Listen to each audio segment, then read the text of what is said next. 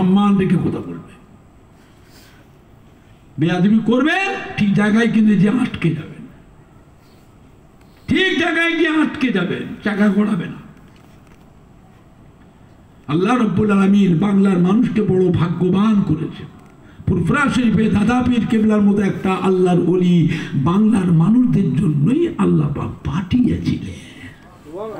জোরে বলেন না, বলেন না। সম্মান রাখো বাবা, সম্মান রাখো, মহব্বত রাখো। যার সাথে মহব্বত রাখবেন কিয়ামতের দিনেও আল্লাহ পাক ওই কাতারে একসাথে আল্লাহর নবীর দামান ধরে আল্লাহর রহমতের বেহেশতে চলে যাবেন। জোরে বলুন ইনশাআল্লাহ, জোরে বলুন না ইনশাআল্লাহ। একবার দরুদ শরীফ আল্লাহুম্মা সাল্লি আলা সাইয়্যিদিনা মাওলানা মুহাম্মদ ওয়া আলা আলি সাইয়্যিদিনা মাওলানা মুহাম্মদ। আল্লাহুম্মা সাল্লি আলা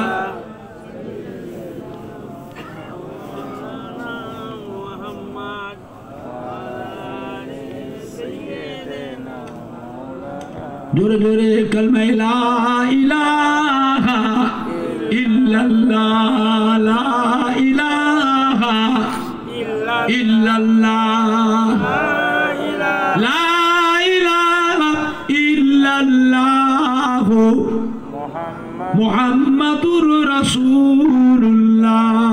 কালমা লা ইলাহা ইল্লাল্লাহ, লা ইলাহা ইল্লাল্লাহ, লা ইলাহা ইল্লাল্লাহ মুহাম্মাদুর রাসূলুল্লাহ। আল্লাহুম্মা সাল্লি আলা সাইয়্যিদিনা মাওলানা মুহাম্মদ ওয়া আলা আলি সাইয়্যিদিনা মাওলানা মুহাম্মদ। আমার ভাইজানরা, বাপ জানেরা,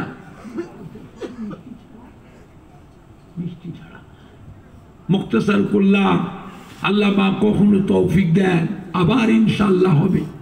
একটা কথা জিজ্ঞাসা করি আপনাদের, বলেন তো দেখি, আল্লাহ রাব্বুল আলামিন সর্বপ্রথম যে মসজিদটা বানিয়েছিলেন সেই মসজিদটার নাম কি?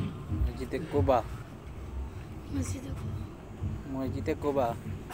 সর্বপ্রথম যে ঘর আল্লাহ বানালেন মসজিদ, এই মসজিদের নাম কি? এত লেখাপড়া শিখলেন, এত শিক্ষিত হলেন, এত ওয়াজ শুনলেন, বলতে পারলেন না?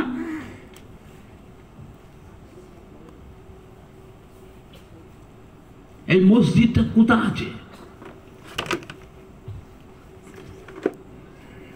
এই মসজিদের নাম হলো বাইতুল মামুর।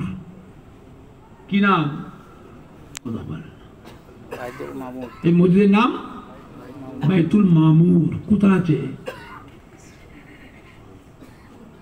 খালি আওয়াজ শোনেন। কোথায় আছে?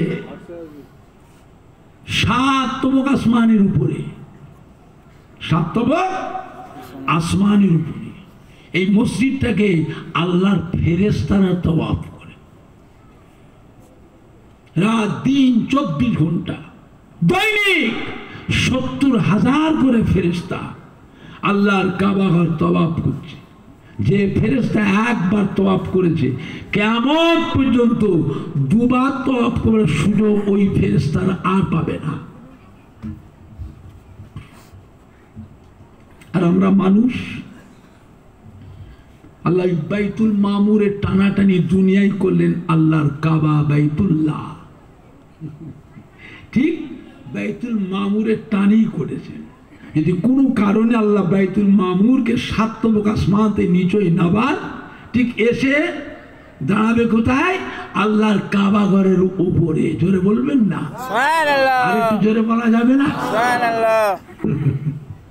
আমরা মানুষ বড় ভাগ্যবান, বারবার আল্লাহর কাবা ঘরের তওয়াফ করবার সুযোগ পায়। ফেরেশতা একবার, আমরা মানুষ কাবা ঘর তওয়াফ করার সুযোগ মানে হজে যাচ্ছে, উমরাই যাচ্ছে, যাচ্ছে না যাচ্ছে না। আচ্ছা এখন উমরাতেই তো হজের মতন ভিড় হচ্ছে। কথা বুঝতে পারছেন? কথা বুঝলে জিজ্ঞেস করেন না যারা গেছে। উমরাতেই ভিড় হচ্ছে হজের মতন, বুঝলেন? আমার ভাইজানরা, বাপজানেরা, যুবকেরা, দুনিয়ার বুকে যখন দেখবেন আল্লাহর ঘর মসজিদের অপমান হচ্ছে, মসজিদে বেইজ্জতি হচ্ছে, মসজিদে মানুষ নামাজ পড়ছে না, এই মসজিদগুলো উড়ে উড়ে গিয়ে আল্লাহর কাবা ঘরে গিয়ে ঠেকবে। জোরে বলবেন না? সুবহানাল্লাহ। আর একটু জোরে বলা যাবে না? সুবহানাল্লাহ। বুঝতে পেরেছেন? আমার ভাইজানরা, বাপজানেরা, বলেন এখানে একটা কথা বলি, এই আপনাদের আগডাগায় এই যে মসজিদটা সামনে, বহুত পুরনো মসজিদ, মসজিদের দেয়াল সব নোনা লেগে গেছে, ঝরে ঝরে পড়ে যাচ্ছে। মসজিদের সমস্ত জায়গা ছাড়িয়ে নতুন করে বলেন না, আবার এই মসজিদ প্লাস্টার করতে হবে, নতুন করে মসজিদে টাইলস লাগাতে হবে, বলেন না? আল্লাহ বা কোরআনেওয়ালা, আপনারা কি চান মসজিদের কাজটা হোক? জি এতগুলি বাইরা বসে জি আমি অভিমত জানতে চাইছি, মসজিদটা হবে না ঝরে ঝরে পড়ে যাবে? হবে।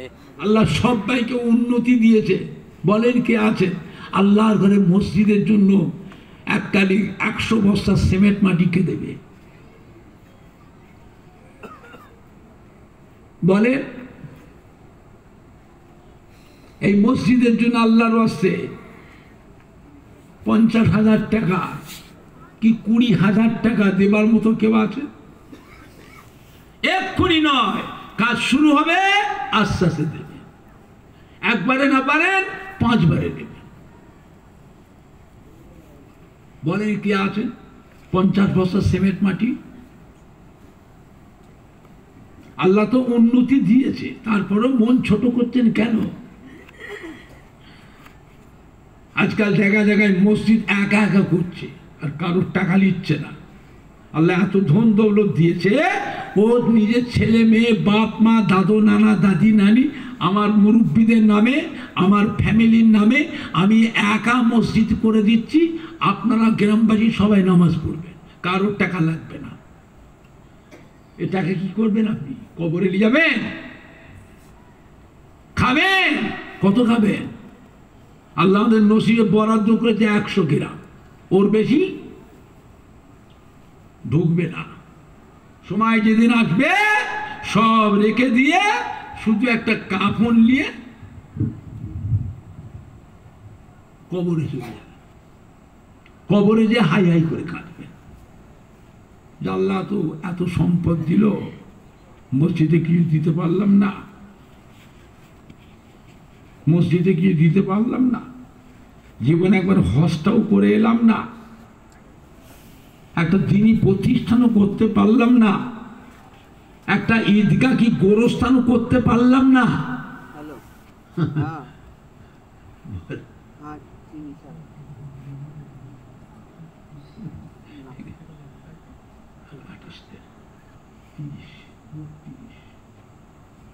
বুঝেছেন বাবা? বলে এতগুলি ভাইরা বসে আছে, মসজিদ কার ঘর? কথা বলে না। আল্লাহর আল্লাহ মসজিদ কার ঘর? আল্লাহ এর হেফাজত করার দায়িত্ব কার? আল্লাহ আল্লাহ। বুঝলে উম্মত বান্দা কার?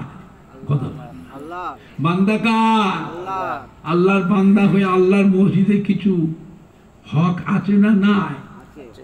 বলে নাম বলে কে আছে? এতগুলি ভাইরা বসে আছে, 2-4 উঠে দাঁড়াক। 100 বছর সিমেন্ট কি 50 বছর সিমেন্ট কি 20,000 টাকা কি 30,000 টাকা কি 50,000 টাকা, কাজ করতে গেলে ভালো করে করতে হবে, যাইটাই করে করলে হবে না। আমরা মরে যাব, আমাদের ছেলের ছেলে মসজিদ দেখবে, কথা ঠিক না ভুল বলছি? আমাদের ছেলের ছেলে তারা দেখবে মসজিদে মুসল্লি হবে। একটা কিছু করে যাও,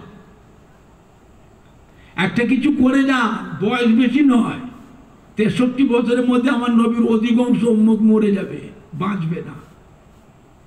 কিছু উম্মত 70, 75, 80, 85 পাবে, বেশিরভাগ 63 ভেতরেই মরে যাবে। বলেন কে আছেন? আমি আপনাদের জন্য খাস করে দোয়া করব, এটা বিশ্বাস